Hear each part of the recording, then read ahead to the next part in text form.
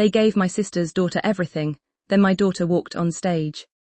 I never expected a family birthday party to expose the cruelest secret my relatives had been hiding from my daughter for years. But that night, beneath the golden lights of the Grand Harbour Hotel, everyone finally saw the truth. And the person who looked most shocked wasn't my daughter. It was my sister. For years, my older sister Victoria had treated her daughter, Madison, like she was destined for greatness. Madison got the expensive clothes, the private lessons, the newest phone, the best birthday gifts. And whenever the family gathered, Victoria made sure everyone knew about her daughter's achievements. My daughter Ava was different. She was 17, quiet, thoughtful, and obsessed with photography. While Madison spent hours posting selfies online, Ava could spend an entire afternoon photographing an abandoned building, because she liked the way sunlight fell through broken windows. I was proud of her. But Victoria never understood it. Photography is a cute hobby, she once told me. Ava needs to think about a real future. I swallowed my anger. Ava heard her.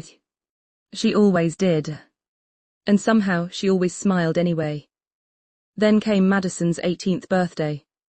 Victoria rented the ballroom of the Grand Harbour Hotel and invited nearly everyone in our extended family. When we arrived, Madison was standing beneath a huge floral arrangement wearing a designer gown. Her mother immediately pulled me aside. "Please don't let Ava wander around taking pictures tonight," Victoria whispered. "Madison hired a professional photographer. We don't need someone getting in the way." I looked at Ava. She was standing near the entrance with her old camera hanging around her neck. "Don't worry," Ava said quietly. "I'll stay out of the way." That sentence broke my heart. Before I could respond, Victoria announced that everyone should gather near the stage. She had prepared a special presentation about Madison. A huge screen came alive behind her. Photos of Madison appeared one after another. Madison at a modeling event. Madison at a charity gala. Madison receiving an academic award. Everyone applauded. Victoria smiled proudly. Then she said something I'll never forget. "Some girls are simply born to be noticed." Her eyes briefly moved toward Ava. "Others spend their lives standing behind the camera." A few relatives laughed. Ava lowered her eyes. I felt my blood boil. But Ava simply squeezed my hand. "Mom, it's okay."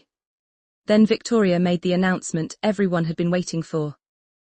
"Tonight, I'm proud to reveal that Madison has been selected for the prestigious Belmont Young Creators Scholarship." The room erupted in applause. Madison walked onto the stage. Victoria hugged her. I looked at Ava. She was clapping too. But there was something strange about her expression. She wasn't jealous. She looked almost amused. On the drive home, I finally asked, "Sweetheart, are you okay?" Ava looked out the window. "Mom, can I tell you something?" "Of course." She reached into her backpack and pulled out a large black envelope. "I've been keeping this secret for 6 months." My heart skipped. She handed it to me. I opened it. The first sentence made my hands tremble. "Congratulations. Your photographic series has been selected as the national winner of the Rising Lens competition." I stared at her. "You won." Ava nodded. "But there's more." She pulled out another letter. This one was from the National Museum of American Photography in Washington, D.C. Her entire collection had been selected for a special exhibition featuring young photographers from across the country. I couldn't speak. "Ava, why didn't you tell anyone?" She looked down. "Because every time I told Aunt Victoria I liked photography, she laughed." Her voice cracked. "And I didn't want her to tell everyone I was pretending to be talented." I pulled her into my arms. "You were never pretending." She hugged me tightly. "I know that now." Over the next 3 months, Ava worked harder than I'd ever seen. Her collection contained 15 photographs. One showed an elderly mechanic repairing a bicycle beneath a single yellow light. Another captured a homeless woman feeding pigeons in winter. But her most powerful photograph was called The Empty Chair. It showed an old dining table with one empty chair, surrounded by laughing family members. When I saw it, I understood immediately. Ava hadn't just been taking photographs. She had been documenting how it felt to be invisible. Meanwhile, Victoria continued bragging about Madison's scholarship. At every family dinner, she mentioned it. Madison is going to have such an incredible future. She never asked about Ava. Then came the museum exhibition. The invitation arrived at our house in a thick cream-colored envelope. Ava was terrified. What if nobody likes my work? I smiled. Then they'll still have to see it. We entered the museum through a side entrance. The exhibition hall was enormous. Hundreds of people filled the room. Journalists, photographers, gallery owners, university representatives. And then Ava's photographs appeared on the main wall. Her name was printed beneath them. AVAPARKR, youngest national winner. I couldn't stop smiling. Then I heard a familiar voice behind me. What are you doing here? I turned. Victoria, Madison, and several relatives stood frozen. Victoria stared at Ava's name. This can't be right. Ava calmly turned around. Hi, Aunt Victoria.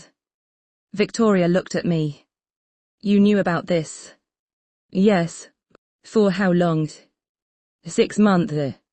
Her face went pale. Then a museum director approached us. Are you Ava's mother? I nodded. She smiled. Your daughter is extraordinary. 3 galleries have already contacted us about representing her work. Victoria's expression changed instantly. 3 galleries. The director nodded. Her series has attracted considerable attention. Madison stepped closer to Ava. Can I see your camera?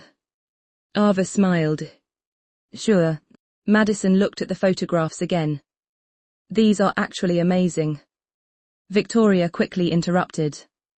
Madison has always encouraged Ava. Ava looked at her. There was no anger in her eyes. Only calmness. Have you? Victoria froze. Ava continued. You told me photography was a hobby. I was trying to help you. You told Mom I needed a real career. I didn't mean it like that. And at my cousin's birthday, you said some girls were born to be noticed. Victoria's face turned red. Ava looked toward the enormous photograph of the empty chair. Maybe you were right. She paused. I just learned that being noticed isn't the same thing as being valuable. Nobody spoke. Then the museum director announced that Ava would be giving a short speech. Ava walked onto the stage. She stood beneath the spotlight. For a moment she looked 17 again. Nervous. Small. Then she lifted her head. I used to think talent meant being the person everyone applauded. She looked around the room. Then I learned that sometimes the people nobody notices are the ones creating something beautiful. Her eyes briefly met mine. My mother taught me that I don't need permission to become who I am. The audience erupted in applause. I saw tears in Ava's eyes. And for the first time, Victoria had nothing to say. Later that evening, Madison approached Ava alone. I'm sorry. Ava looked at her. For what? For laughing when you showed me your photos last year. Ava smiled. You don't have to apologize for liking different things. Madison smiled back. Can you teach me? Ava nodded. Of course.